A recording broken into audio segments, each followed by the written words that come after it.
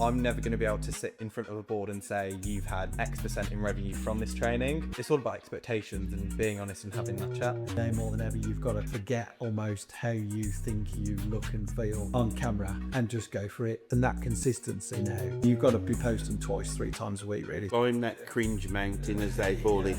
You know, climb the cringe mountain.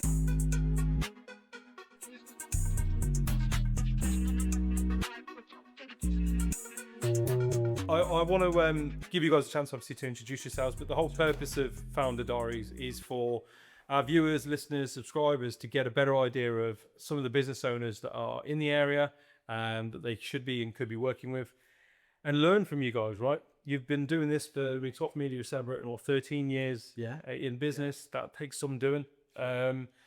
There'll be some lessons you've learned along the way, things you got right, things you've got wrong, things you wish you'd have done differently. So this is a great opportunity for people to learn from you. Yes. So I'm going to throw the bat over to you guys and let you introduce yourselves properly, and then we'll jump straight into it. Thank you. I'll go first. So, 13 years. Don't know where that's gone really, but still learning. But thanks to these two, probably learning even more because they've been with us a year or so.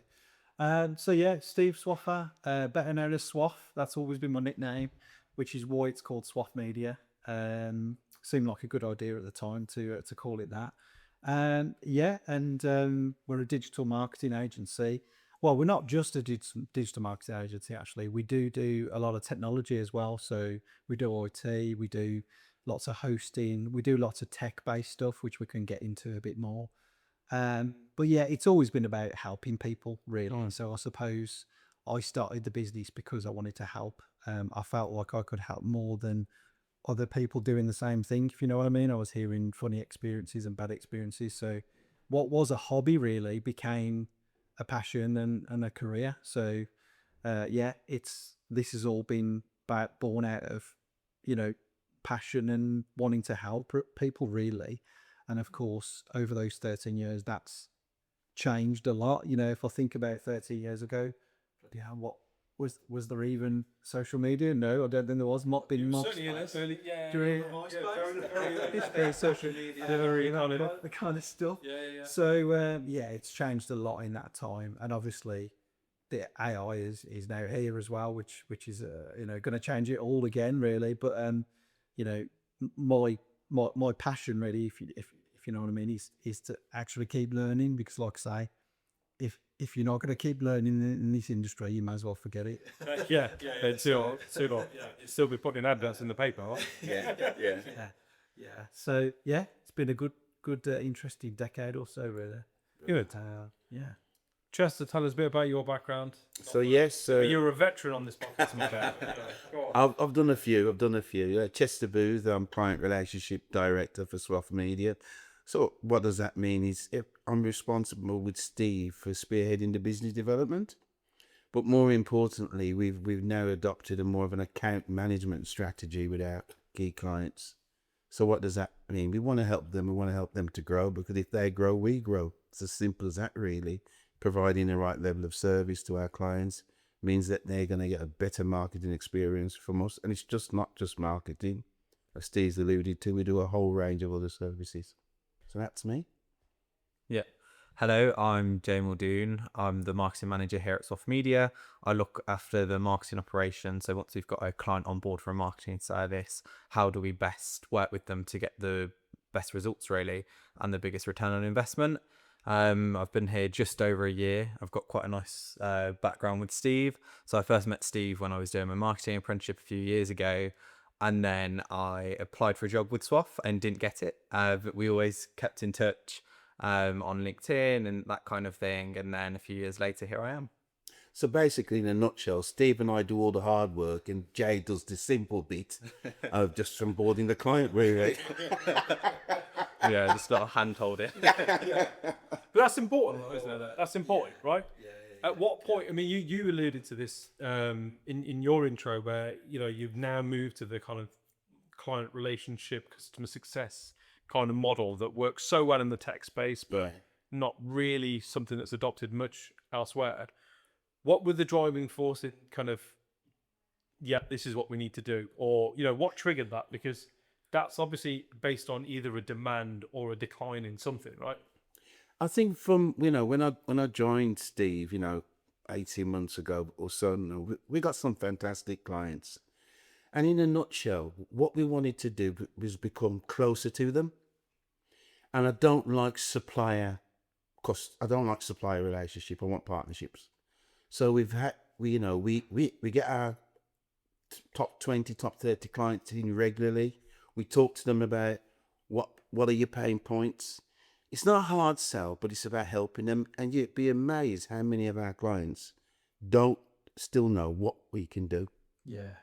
I think as well, just to add to that, I think from my side, bringing Chester in, I was kind of thinking, like, we need sales. And actually, it's you who's come in and said, well, actually, do more with who you've got. Yeah, and that isn't to say we want to just fleece our clients, but it's to say that we want to work with you as a partnership to understand what you're trying to achieve. It's basic psychological principles, right? Yeah. In that, there's two theories within this, in that I think are kind of phenomenal and more businesses need to adopt. And the first is that if you've got a bucket in which you're trying to contain water and there's a hole in the bottom, pouring more water into the top of the bucket isn't the answer. Going for new customers when you've got existing customers that are going elsewhere because they're not quite getting the service isn't the answer. And the other side of it is that, again, it's pretty well documented that you'll always get a second, third, fourth, fifth sale, if you want to call it a sale, but a transaction from existing customers. Yes. If somebody's bought something from you once, they're more likely to buy from you again, provided you've done a good job. Correct. Yeah. But the issue sometimes happens, and you'll be testament to this, when you're in a business like yours where you're so vast in the different services that you provide, you can't just be pigeonholed as a digital marketing business that does SEO. Do you know what I mean? You do websites, you do this, you do that. And sometimes your clients don't even know what it is that you don't could do for it. Yeah, that and it frustrates us, obviously. Over the years, it's like, respect to a client, and I'll say, oh, we've gone to this company to do social media. Well, What the hell do you think we do? So, we have worked hard, if you like, to just, remind people what we do. And you know what? This actually translates to what we do for our clients, because, again, it's the same kind of thing. I think a client will come to us and say, we want more leads. And actually, sometimes we say to them, well, do you want us to help you market yourself better to your existing clients? What else do you need to communicate to your client? So we're really interested. You don't think of that, do you? Because we spend so much money on optimizing where we feature on a list. Yeah. But actually, how much of our own marketing efforts are we spending communicating, engaging, and educating our existing customer base? Give us some examples of that have worked really well, because I think there'll be people out there that'll be hearing that going, shit, that's me. Yeah. Well, I suppose it starts really with a CRM. So question is, have you got one? So we say to a client, have you got a CRM? And there's obviously still a lot of small businesses that don't, So our kind of first step, if you like, is helping them get one. And obviously that can be an off the shelf one, like HubSpot, for example. Because unless you've got that, I don't think you know who your current clients are anyway, if you know what I mean. You don't know what you've done for them or what you do for them. So we kind of start there, and then we kind of start to work out, again, those upsells or those strategies. So email marketing is obviously something that we start with. So have you got the email addresses of your customers, and get them all in that central place, and actually say to them, let's start actually communicating to your clients that way. But of course, email marketing now is not what it once was. I think we all know that. And open rates are not nowhere near what they used to be. No. So we'll also help them with their collateral.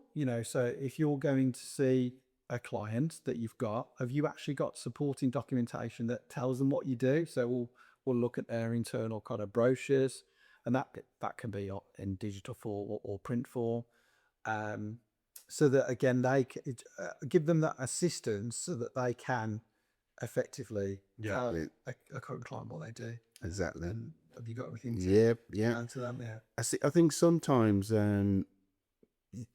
back to your point, Nitin, about trying to fix the leaky bucket, you need to take a step back sometimes and look, what have I got here?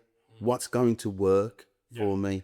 And I think a lot of people just want to rush and go, oh, we need marketing. We need marketing. Stop. We talk about discovery as a threesome all the time in a nice way. You know, what are the terms of reference? How can we help you? How can we support you? So we boil it back down to that, really. And we, as Steve's alluded to, with all the tech and all that, that's supporting. But what problem are you looking to solve? What is your pain points? And how can we help you solve those? Stop rushing. Slow down. We use a term internally. Let's rush slowly. Yeah? So simple as that. And demonstrate a sense of urgency, but in the right manner. And exactly. The right most important things, right? Don't just... because we go into this Jay going on. because you know we've got a lot. Our tips out. We've got a lot of business acumen amongst us, and we do start with simple tools like a SWOT analysis. We don't tell the customer that, but let's understand your business a bit more. Let's talk. Why is that so important from your perspective, Jay? Because you're the you're the not the point and shoot kind of person, but you're effectively the person delivering this stuff, right? Why is it important for you to truly understand what a business does? If I say to you, listen, I'm an e-commerce business, it's just what I am. I don't know what else you want from me. I think it's really important, especially when working with a new client, that we don't make any assumptions. And back to this leaky bucket analogy, when there is a CRM or something like HubSpot in place, we can take a step back and say, you don't actually need more leads or more sales because your pipeline's pretty full. The area you need help with is nurturing them and closing those deals quicker. And having all that technology does help with that. But to Chester's point, we have to be able to take a step back kind of from the here and now and look at the bigger picture. What is the goal and what resources do you need in place to achieve that? How receptive are clients to doing that? Key today, right? I know. I can talk from experience with one particular client. Obviously, I'm not going to name names. I became the account manager after a few months of being here, and it was quite clear to me that they needed a fundamental change with their website.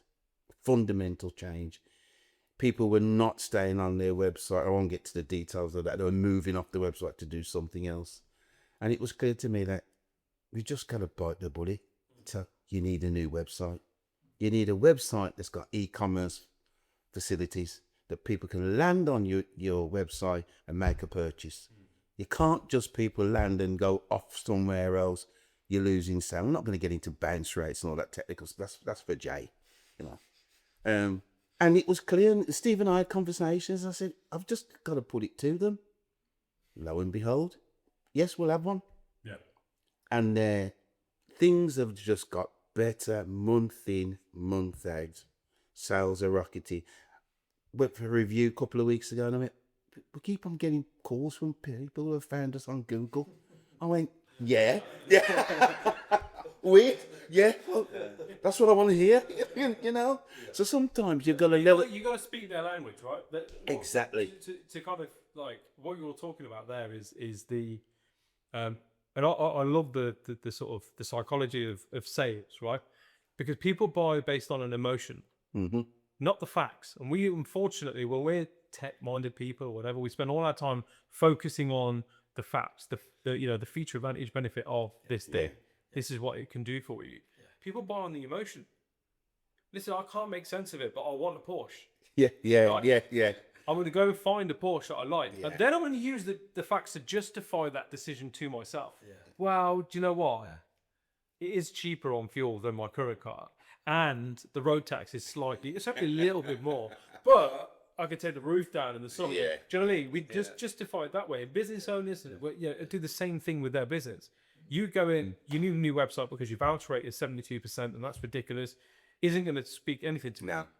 Saying to a customer, listen, unfortunately, because your customers can't buy the products from your website, they're using your website as an Argos catalog. They're having a look and going, oh, that looks good, and then they're going elsewhere. So exactly. You're doing all the work. You're drawing them in. You're giving them all the information, the size, the dimensions, everything. You do all that hard work, but they can't fucking buy the thing. So then they go to the next easiest solution. I think trust in that decision-making process really comes from the account management as well. Yeah. So I think then it almost removes the barrier of your business is buying a service off of Swof Media. It's that personal relationship. You're doing something because you trust me and I'm telling you it's the right move for your business based on our working relationship and knowing your business. Yeah. 13 years in business though, trust, you know this, trust is hard to build overnight, right? Yes, it is, and so is loyalty, really, I suppose. But yeah, I mean, I think that we are honest people, really, and I think that's just stood me in good stead, really, that we don't necessarily sell something because we think it's going to make us money. We propose something that we genuinely think is going to work for them, really. So, and we communicate well. Like, you know, I think that thankfully I've employed people that do as well, really. So I think that it's simple to me. Simple, actually. You know, this thing called trust. I think it's sometimes you can't put your finger on trust, right? But I think that for me, it comes from honesty and communicating, really, because we've often picked up work because those things are not there. You know what I mean? Yeah. Can't that. Somebody will ring us to go, I can never get hold of them, or they don't come back to me. Yeah. Or like they've said something and it didn't turn out to be what it should have been. And it's like, well, yeah, that's simple, really. Yeah. In my mind, anyway. So yeah, you know, I think people buy into or trust your expertise and your honesty, don't they? So, And the ability, Steve, as well, to evidence that fact, because you know, a couple of my clients have said, don't come talking to me about Google ads and SEO and PPC. I've been burnt. It's all fluffy and woolly. Yeah. And I go, well, you've had the wrong supplier, because all they're giving you is data. They're not giving you what lies behind it. Where's the technical interrogation of what's going on? You know, it's a big piece of work, and you've got to trust in us to do that. And that's where I think we may be different to most marketing agencies. You're in Yeah. the industry. Yeah. That there are a lot of, similar to my industry, right? Recruitment is full of really good people and then a ton of charlatans, right? And client trust is broken over time because actually being let down again and again. Exactly. SEO is a perfect example. It seems to be that kind of unicorn shit that everyone sells, right? It's, oh, yeah. Well, I related to is it PPI? You know, Yeah. missold Yeah, PPI. yeah. I think sure, yeah, missold SEO. You know, campaign. Where people get the money Yeah. back. I don't know where they get the money back from, obviously, but you know, to me, yeah, I mean, but it does frustrate us when, we still get in there. You know, people come and they say, "Oh yeah, don't talk to me. Don't talk to me about that." Or Yeah. that over the Yeah, years." yeah. And we kind of go, "Okay, well, obviously, I don't know the ins and outs of that, but you know, unfortunately, to your point, there's been a lot of people who have sold it and don't know how to do it. I suppose, really, is the point. Exactly. But they've again sold it because they've been able to make money out of it, really. So yeah. Let's talk about return on investment in marketing. That is one of your biggest bugbears to hear that, because dare I say, when someone's sitting there, be like, "Wow, I need to understand the return on investment." Effectively, what they're saying is, "I don't see the value in this. You need to show me the value in pounds and pence." Do you know what I mean? So everything you've said sounds great, but actually, no, I'm stuck on this. Yeah. I don't see why I should give you this money. Yes. Because I don't see what I'm going to get.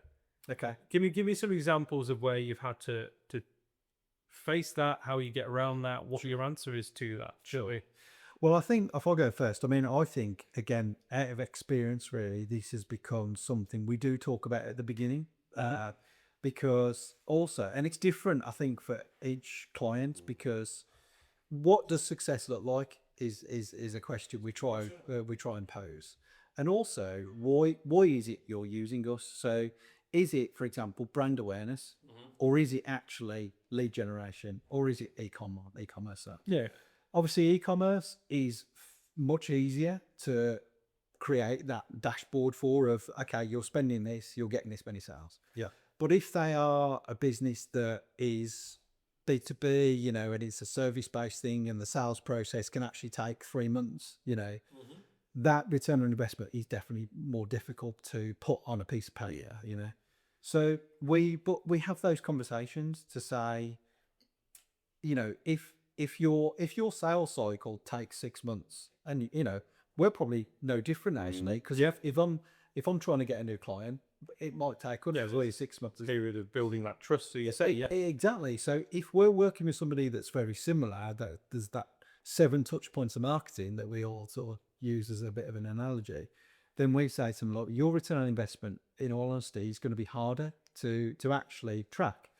But we kind of still put KPIs in place to so that we can sit down on in those monthly board meetings and say, okay, well, this is what's happened, you know. yeah, you've got something to assess the sort of the effectiveness against. Yeah. Right? Yeah, really, exactly. And who takes part in these discussions? Is that more something that lands with you? I think there's definitely a technical bit that sits with marketing from a ad campaign perspective, but then I think it's that relationship really. You really need to understand a business, especially if it's B2B or they've got a long sales cycle, to actually appreciate the complexity of how that revenue is created. But I do think there is a bit around some of the value we give is intangible, which I don't think any client wants to hear. But as an example, in a few weeks, we're doing some tone of voice training with the sales team, how to talk about the products, how we want to position ourselves as a premium brand. I'm never going to be able to sit in front of a board and say, you've had X% in revenue from this training, but it's part of a wider matrix or program of activity that is driving their business forward. But coming back to Steve's point, I think it's all about expectations and being honest and having that chat. Because if you come to us and you say, I just want sales, I just want return on investment, we're not going to do tone of voice training. It's going to be a different program of marketing. Yeah. So it's just that expectation alignment. Yeah. It's a good point. Yeah.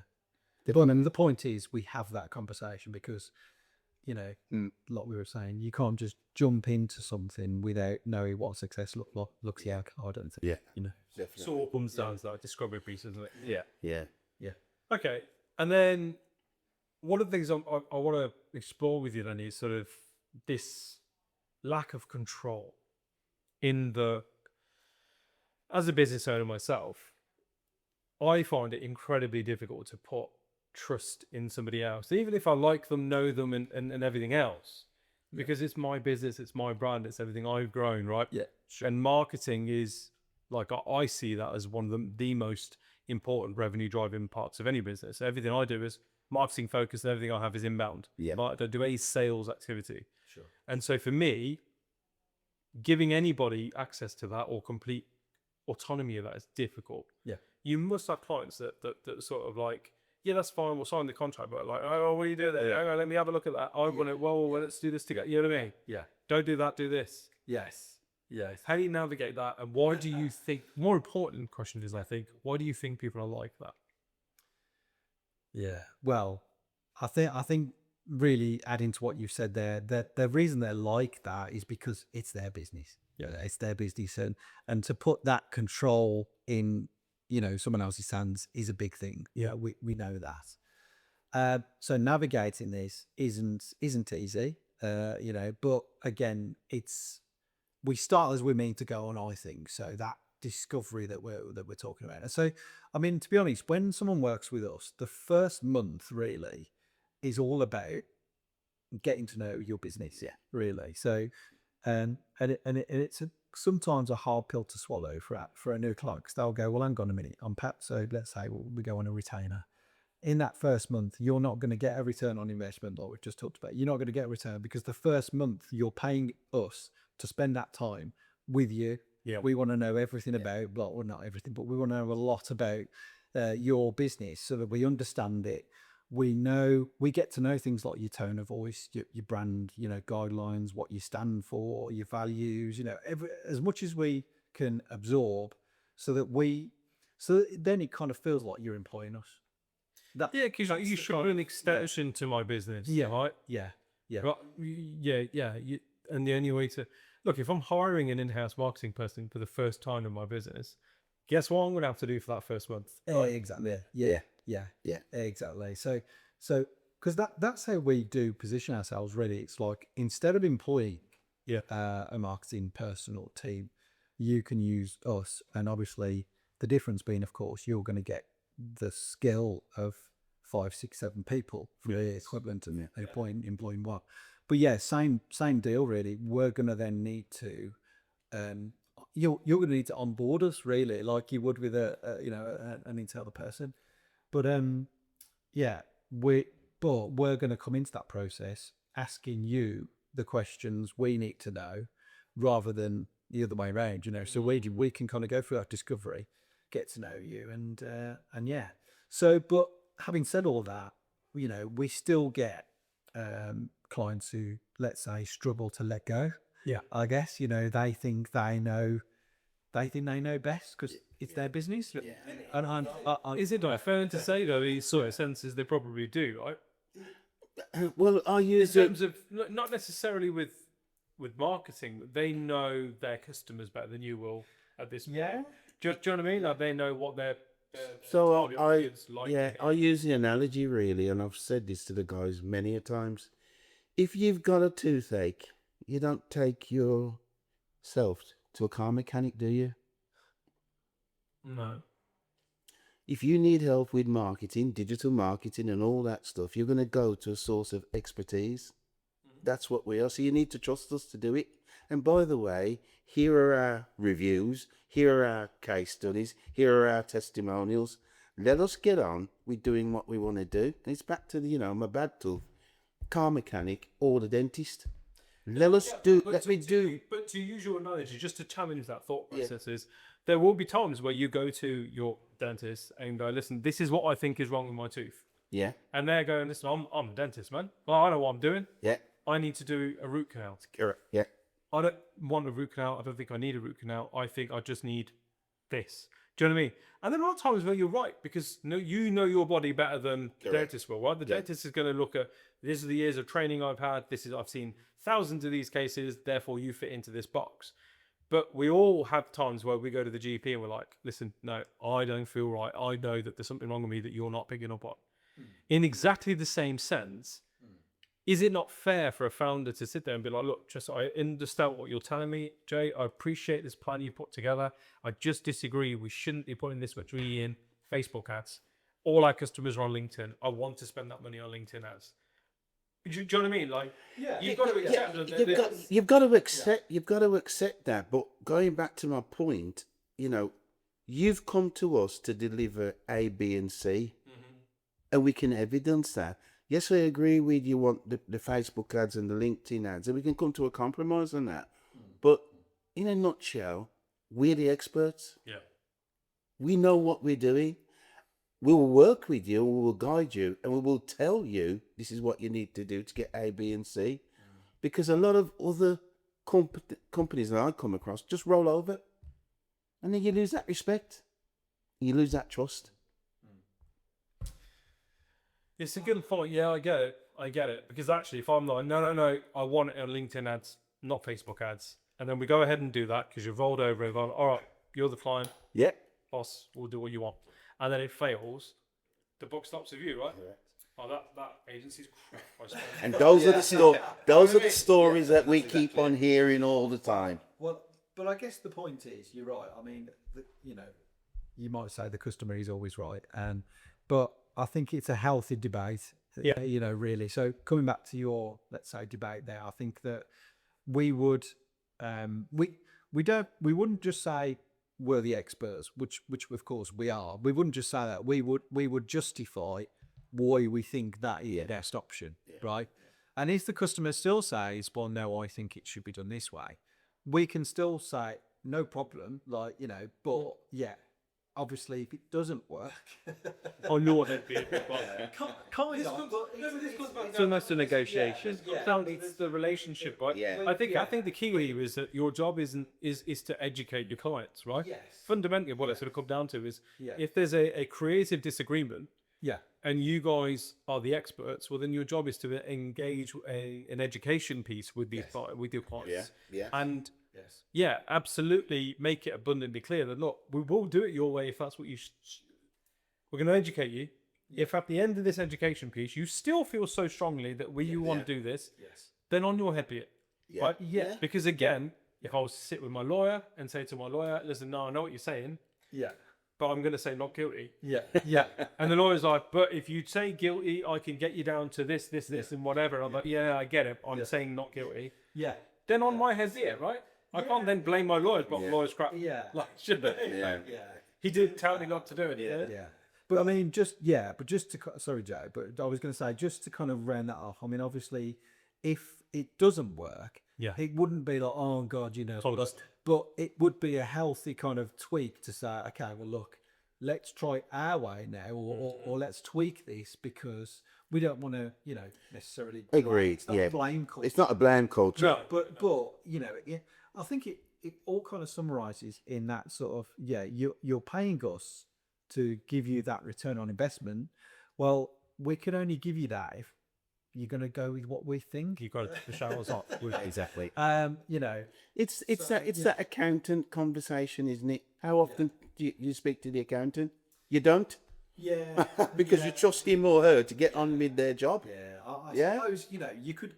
Once a year to do your returns. I suppose we've got, there's a lot of professionals out there who we often don't think are challenged in the same way we are. You've got accountants, even Lawyers, yeah. You go to your hairdresser, you tell them what you want, and they do it. But you don't. My hairdresser has a challenging time. What are we doing today, Jess? But yeah, marketing is this. It's close to people's hearts. It really is. And if we talk about design, that's even closer to people's hearts. What's this year? We can. I mean, and design is so opinionated, and we'll design some creative that we think is going to convert. And then a client will have very strong opinions on that. And we'll, again, just on one piece of creative, there can be 3, 4, 5, even more amends, and you think, well, again, look, where is that line for us to say, well, sorry, mate, but Yes. this is no longer our work. We don't think this is actually. Yeah, it's going to work. Yeah, there you go. Yeah. So at what point are you just saying, just download Canva? Well, If you're that good, do Yeah. it. At what point do we go, actually, why did you come to us? Because actually, you're not actually using us anymore. You are just instructing us to. You may as well have employed. Yeah, you're doing them in lines out, but the actual doing the do, in which case you may as well just pay somebody in house to do that, right? So, back to your first question at the start, how do we navigate that? Well, it's an ongoing navigation. I think It is. I get, it's a healthy one, really. We're not arrogant, as hopefully people can tell. We're not arrogant. We're educational. We give our, best foot forward. But yeah, look, if you don't want to take that best foot, then On your head be sometimes. It's so cheap too. yeah. Sorry, was you going to say something else about it? Or? I was just going to mention, in digital marketing, there's so much data available from Google Insights and search trends, and the same again on Facebook and LinkedIn and TikTok. So we can, when we are putting that decision to a client or asking for approval, we can build quite a solid business case on why we're making those recommendations. Yeah. So if they come back and say no, then it almost does turn into a negotiation. But I think, again, coming back to this idea of trust, it just depends on the relationship with the client and how much control they're willing to give you. Because correct me if I'm wrong here, the best case scenario in this situation would be that you do the data-led decision making. You inform your client, this is the route we've decided to go down, and they say, cool, I trust you, Jay, carry on. Yeah. Rather than sell it to me. Correct. Yeah, exactly that. Yeah. Like, because we do. And How have you come to this conclusion? Show me the data. Exactly. Yeah. Yeah. And we've got one client in particular who's been with us 2 or 3 years now. And we're at the point in the relationship where the point of contact will say, don't bother with PowerPoints and building those business cases, because I'd rather you just take the initiative and use that time to deliver rather than trying to not pander, because to an extent it is important, but she will say, don't waste time on trying to convince me, just do it. That education piece though, because the education piece has been done so well, And then She's client been on the journey. needs the education piece. Correct. They now need the nurturing piece of, Yeah. just do the do. Just do it. Get on and let's do see it. the results. Yeah. And let's talk about that, and what else you can do to support me. Yes. Yes. Fine. Right. Here's an interesting question for you guys now. We're going to start with you, Chess, because you're Oh, good dear. at get on your feet, gives you guys a chance to. I get set up. Great. Go on. We're in 2025. It's an incredibly difficult business environment for a lot of people based on geopolitical issues and everything else that's going on. If there was one piece of solid advice you could give to a business owner to do with their marketing or how they approach their marketing, what would that be? One piece of single advice. Yeah, that would apply to as many businesses as possible. Okay. Is your marketing strategy delivering in line with your expectations? And what do I mean by this? A lot of people, a lot of clients, a lot of companies have websites. They might as well not have them because they're just a landing page. Yeah? How effective has your website been in generating leads? How effective has it been in creating good brand awareness?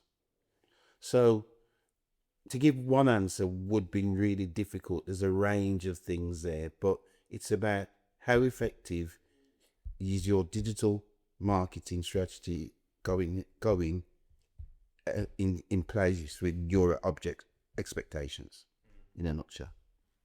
Got the words mixed up a bit there, but I think We got that. We got it. I appreciate that. Really good answer, Jay. You're I would say, and this is quite simple, but if you're going to invest in marketing, be prepared to invest in marketing. I think for so many businesses now, the landscape is so competitive that if you're going to do it, you need to double down on it, give it the budget, the resource, time and attention it needs. I think if you're going to half-ass it, there's no point doing it. good answer. Well, Yeah. Okay.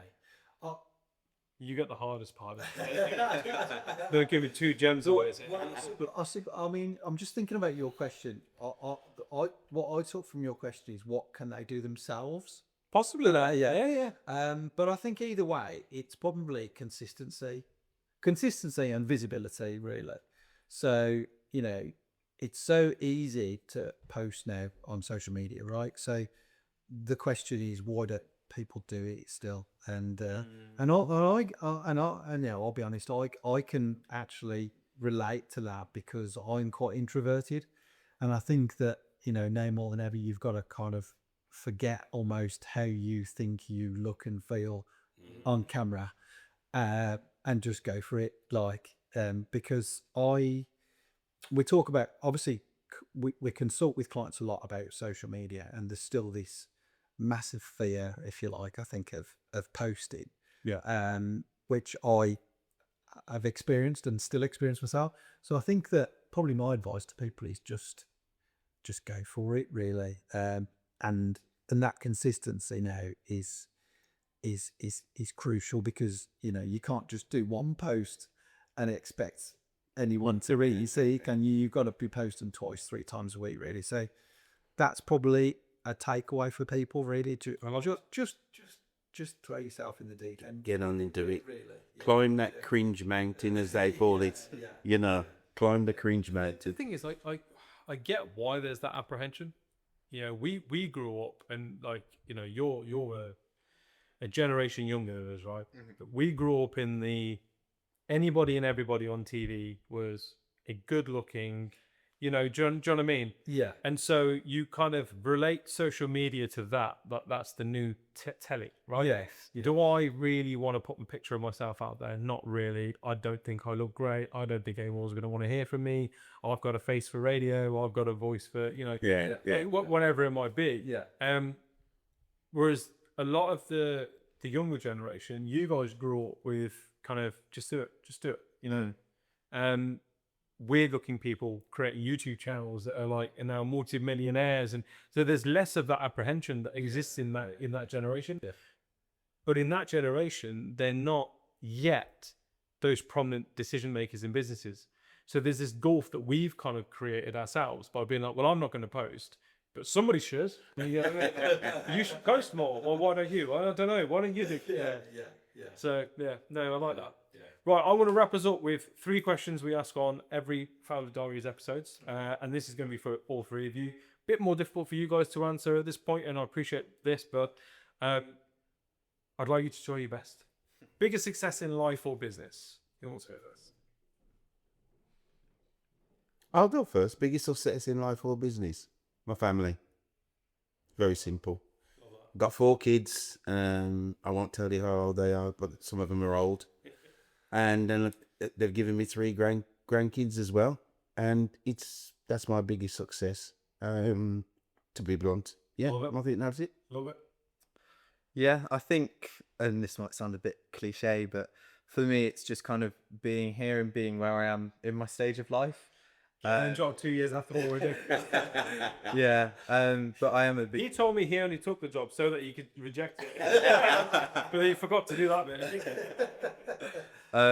But I am a big believer in kind of always moving forward, and I do believe everything happens for a reason. So yeah, I'm quite happy with where I am. Yeah. Yeah, well, definitely my 2 kids in life, and my wife. You know, sorry, that's I hope so, Steve. Laurie, if you're gonna watch this, I didn't mean it to sound like that, but yeah, my family for sure are massively important to me. And in business, I'm actually gonna say I don't think I've achieved it yet. I guess you could say I am a glass half empty kind of guy. Like, I don't think I've achieved the biggest success in business yet. But yeah, I mean, you know, getting to 10 years, you could say was a milestone. But yeah, we're still growing, really. We're still ambitious, really. So you could say we've not got to where we want to be yet. Yeah. You're still on the journey, Stuart. Still on the journey. Yeah. Still on the journey. All right. Yeah. Question 2. Biggest lesson learned in life or business? In my personal, this accounts for everything really, and it's a simple one. Never judge a book by its cover. Don't be judgmental of people at all, because you can be talking to somebody and you don't know their story. Yeah.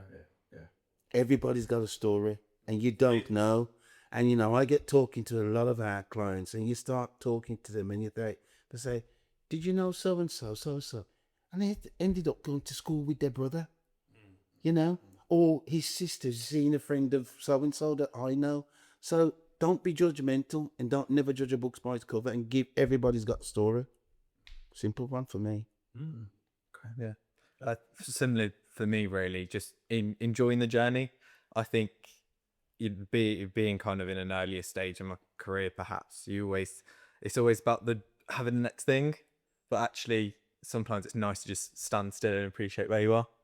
Yeah. You did. Yeah, indeed. Yeah. Oh,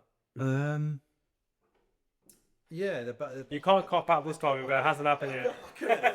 well, I can relate to both things really, and but I also might throw something in to not expect too much from people, because sometimes we can expect something that doesn't happen. So you might say I've potentially been let down by people as well.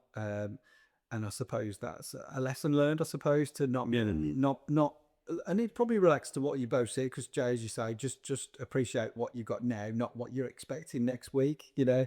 And that probably runs through the business a little bit. Like, I do appreciate that. I mean, the team we've got is like fantastic. Like, our team is the strongest. You certainly don't take it for granted. It's ever been. So yeah, I'm not taking it for granted, but also I'm not expecting anybody to, you know, to sort of, I've